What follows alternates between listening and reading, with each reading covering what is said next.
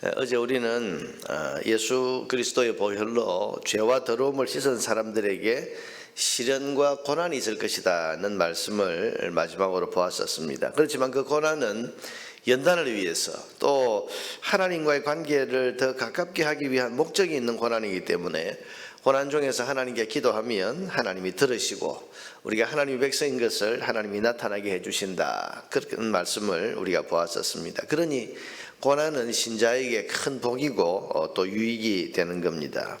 그런데 이어지는 오늘 본문에서는 그런 단순한 시련이나 고난 정도가 아니라 전 예루살렘이 약탈을 당하는 대환란, 큰 전쟁과 같은 것이 있을 것이다, 그렇게 말씀을 합니다. 1절 2절에 보니까 여호와의 날에 이르리라. 그 날에 네 재물이 약탈되어 네 가운데에서 나누이리라. 내가 이방 나라들을 모아 예루살렘과 싸우게 하리니 성읍이 함락되며 가옥이 약탈되며 부녀가 욕을 당하며 성읍 백성이 절반이나 사로잡혀 가려니와. 자, 여러분, 지금 이게 단순한 시련 정도가 아닙니다. 하나님 백성을 멸망시키고자 하는 대대적인 공격과 같은 그런 일이 있을 것이다. 여러분, 이런 일이 언제 있겠다고 했습니까? 1절에 보니까 여호와의 날입니다. 여호와의 날이 이르리라. 여호와의 날.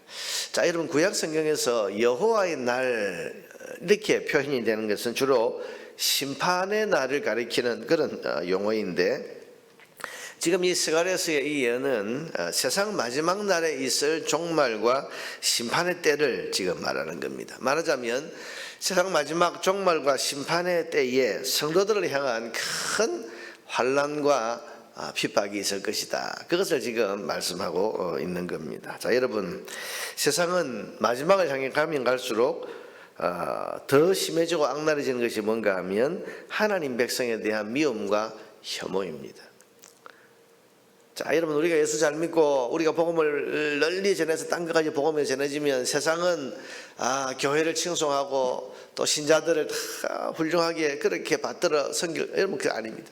성경은 그렇게 말하지 않습니다. 마지막 때가 되면 갈수록 성도들을 향한 큰 핍박과 환난, 고난이 있을 것이다. 세상은 갈수록 여러분, 교회와 성도들을 적대시하고 싫어하고 미워하게 될 것입니다. 그리고 교회를 공격하게 될 것이고 기독교 신앙을 조롱하게 될 것이고 주님의 백성들을 위협하게 될 것입니다. 스가랴서는 지금 그것을 말씀하고 있는 겁니다. 여호와의 날에 이르리라. 그 날에 네 재물이 약탈되며 네 가운데서 나누리라.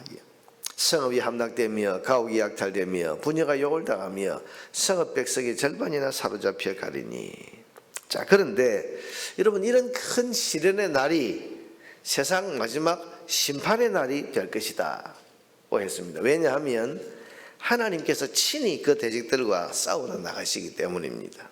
3절에 보니까 그때에 여호와께서 나가사 그 이방 나라들을 치시되 이방의 전쟁 날에 싸운 것 같이 하시리라. 구약에 나와 있는 많은 전쟁 때에 하나님이 나타나셔서 여러분, 많은 블레셋을 물리치시고 이방 나라들을 물리치시고 진멸하신 것처럼 이 마지막 심판 때에 성도들을 향한 큰 환난과 고난과 핍박이 있을 때에 여호와께서 친히 나가서 싸워주시면 이방의 전쟁의 때에 하나님이 그렇게 하신 것처럼 모든 것들을 다 멸망시킬 것이다.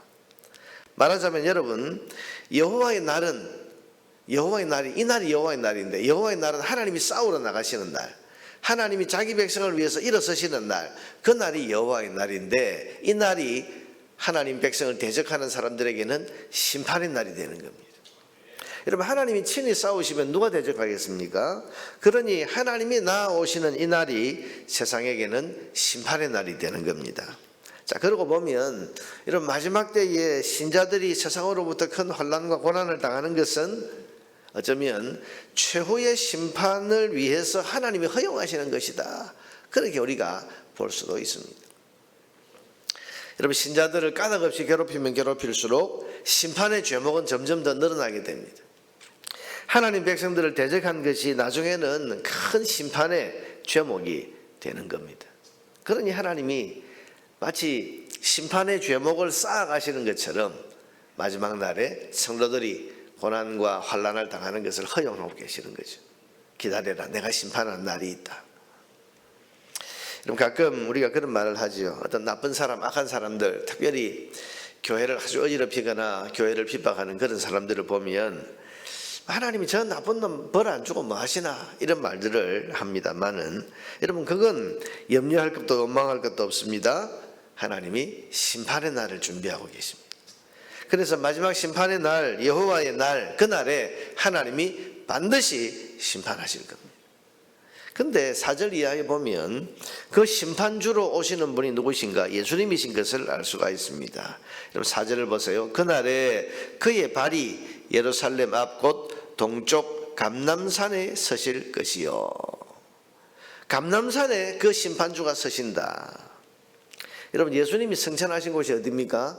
감람산에서 승천하셨습니다. 가시면서 하셨던 마지막 약속이 뭐죠? 하늘로 올라고 하신 것을 본 그대로 이 땅에 오시리라. 그래서 여러분 이 예루살렘에 있는 이 감람산은 지금도 많은 사람들이 이 감람산을 바라보고 있습니다. 제가 이스라엘 갔을 때도 이 감람산은 언젠가는 반으로 쪼개진다.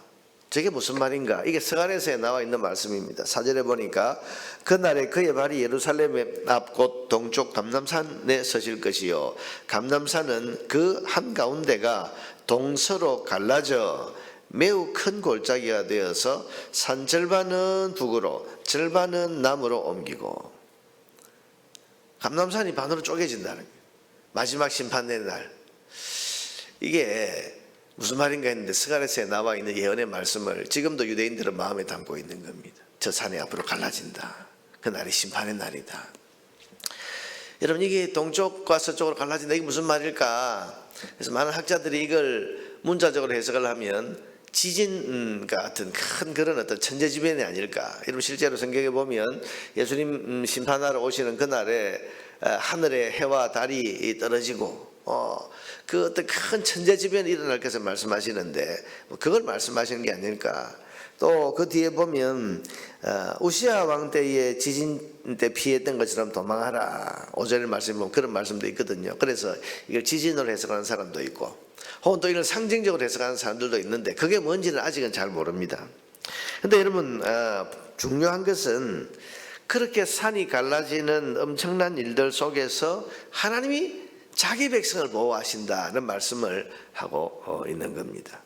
그래서 5절에 보니까 그 산골짜기는 아셀까지 이를지라 너희가 그 산골짜기로 도망하되 유다왕 우시아 때에 지진을 피하여 도망하던 것 같이 하리라. 나의 하나님 여호와께서 임하실 것이요 모든 거룩한 자들이 주와 함께 하리라. 자기 백성을 돌보시는 거죠. 여러분 그래서 중요한 것은 대적자들에게는 여호와의 날이 심판의 날입니다마는 주님의 백성에게는 이 날이 기쁘고 감사한 승리와 구원의 날이 되는 것입니다. 자 여러분 6절 이하에는 그 심판하실 예수님이 재림하신 이후에 이 세상에 임하게 될 하나님 나라의 모습들을 보여주고 있습니다. 마치 여러분 요한계시록을 보는 것처럼 그날에는 해와 달이 필요 없다. 왜? 하나님이 친히 다스리시니까 빛이 있으니까 해와 달이 필요 없다. 그런 말씀도 여러분 6절 이하에 나오고 또 8절 이하에 보면 온 예루살렘에서부터 사람을 살리는 생수가 흘러나와서 온 천하에 흘러간다. 그런 말씀도 나오고. 자 여러분 그렇게 해서 지금 예수님 재림하신 이후에는 이제 하나님이 친히 통치하시는 그런 하나님 나라가 완성이 된다는 것을 이 스가랴서에서도 예언하고 있는 겁니다. 자 여러분 여호와의 날. 그래서 많은 환난 당하는 그리스도인들이 여호와의 날을 기다립니다. 여호와의 날. 그날은 대적들에게는 심판의 날이고 하나님 백성에게는 구원의 날입니다. 승리의 날입니다. 그러니 하나님 백성은 이 날을 두려워하는 것이 아니라 이 날을 사모하고 기다리는 겁니다. 여러분 여호와의 날은 반드시 있습니다. 중요한 것은 그날이 나에게 무서운 심판의 날이 되느냐 아니면 기쁘고 감사한 구원과 승리의 날이 되느냐에 있습니다. 여러분 예수님을 기준으로 해서 그래서 예수님이 기준이십니다. 예수님을 기준으로 해서 예수님을 대적하고 예수를 믿지 않는 불신자들에게는 이 날이 심판의 무서운 날이 됩니다. 그러나 보혈의 셈에서 죄와 더러움을 씻은 사람은 그 날이 승리와 구원의 날이 될 것입니다. 여러분, 우리는 그 날이 구원과 승리의 날이 되는 그리스도의 백성인 것을 믿으시기를 바랍니다.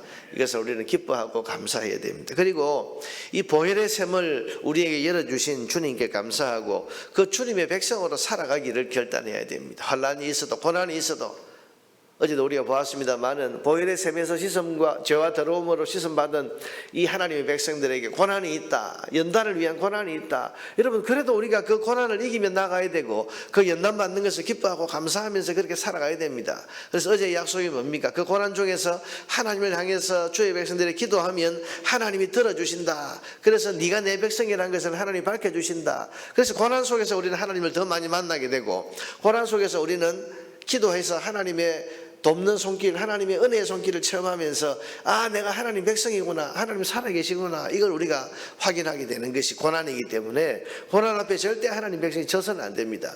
또한 오늘 본문에 있는 것처럼 마지막 심판의 날, 이 세상의 종말을 향해 갈수록 점점 성도들을 향한 핍박과 고난이 많아지고 예수 믿기가 점점 어려워진다고 해도 우리는 끝까지 신앙을 지켜야 됩니다. 왜? 여호와의 날이 있기 때문에. 여호와의 날, 그 날이 우리에게는 승리와 기쁨의 날이기 때문에 그 날을 사모하면서, 그래서 여러분, 초대교회 성도들이 그 고난을 당하고 엄청난 로마 제국의 핍박을 받으면서도 성도들끼리 만나면 인사가 뭐였습니까? 우리는 샬롬하고 인사하고 안녕하십니까 이렇게 인사하지만 그들은 뭐라고 인사했습니까? 마라나타, 마라나타. 만날 때마다 마라나타, 마라나타. 주님 오십니다. 주님 오십니다. 이게 유일한 소망인 거죠. 주님이 오시면 그날이 심판의 날, 여호와의 날이 심판의 날이기 때문에, 근데 우리에게는 승리의 날이고 우리에게는 구원의 날이기 때문에 여호와의 날을 기다리는 겁니다. 그게 마라나타, 마라나타. 하나님 백성은 그 날이 여호와의 날, 여러분, 여호와의 날은 반드시 있는데 하나님 백성은 그 여호와의 날이 구원과 승리의 날이라는 것을 기억하고, 우리가 그 구원과 승리를 결국은 맛보게 될, 누리게 될 하나님 백성인 것을 늘 기억하면서 보혈의 샘에서 죄와 더러움을 씻어주신 주님을 향한 찬양과 감사를 늘 드리고, 갈수록 점점 시련과 고난이 많아진다고 해도, 점점 예수 믿기 어려워지는 그런 환경, 사람들이 교회를 떠나가고 믿음을 버리는 그런 일들이 일어난다고 해도 그 날을 사모하고 믿는 믿음을 가지고 끝까지 견디고, 그래서 요한계시록에 보면 끝까지 견디는 자가 구원을 받는다. 시련이 있기 때문입니다. 끝까지 믿음으로 시련들을 이겨나가는, 또 믿음을 끝까지 굳게 지키는 그런 삶을 살아야 할 것입니다. 그리고 그 날이, 여호와의 날이 무서운 심판이 날이 되어 있는 그런 사람들이 여전히 우리 주변에 많이 있는데, 그 많은 사람들에게 복음을 전해서 여호와의 날이 그들에게도 구원과 기쁨의 날이 되는, 그렇게 하는 일에 우리가 최선을 다해야 되지 않겠습니까? 오늘 아침에도 여호와의 날, 하나님께서 여호와의 날을 말씀하셨는데 그 여호와의 날을 우리의 마음에 깊이 새기면서 그 날이 우리에게는 구원과 기쁨과 승리의 날이 된다는 사실에 대한 마음의 기대와 소망을 가지고 감사함을 가지고 기도하고, 그 날이 여전히 심판의 무서운 날이 되어 있는 내 주변의 사람들, 우리의 마음의 긍휼을 가지면서 그분들에게 복음의 문을 열어주시기 위해서 기도하고, 또 그들에게 복음 전할 그런 마음의 각오를 새롭게 하는 이 아침에 기도의 시간이 되시기를 바랍니다.